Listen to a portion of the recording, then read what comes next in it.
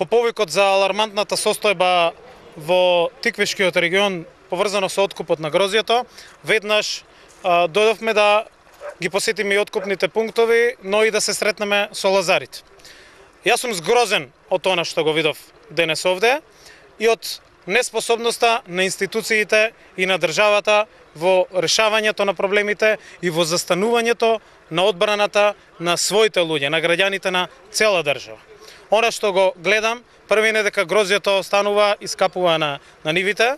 Тоа е едниот проблем, неоткупеното, односно неплатеното грозје од минатата година, но она што е клучно е што преку новиот закон за вино, преку измените на законот за вино кои што беа направени, Државниот земјоделски инспекторат и инспекторите се на терен, но не за да помогнат тука на луѓето, туку слушаме за огромни притисоци и огромни проблеми кои што се создаваат. Првин, никаде во законот не пишува дека на еден пункт може да се откупува само за една винарија. Никаде не пишува дека треба да има печати од самата винарија кога се откупува грозјето. Сите овие работи ги констатираме тука, но не ги пишува во законот и очигледно дека се прави притисок врз лозарите, очигледно дека сака да се создаде една вештачка атмосфера, едни вештачки проблеми за кои што некој подоцна ќе дојде да ги реши. Затоа алармираме владата, собранието, институциите веднаш да се изнајдат решенија за овие проблеми.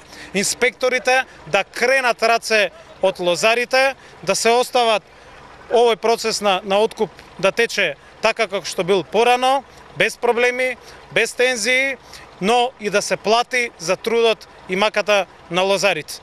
Проблемите мора да ги решава државата системски, а не паушално. Не може со паушални измени на законите по неколку пати во годината да се лажат, да се оценуваат и да се прави притисок врз лозарите.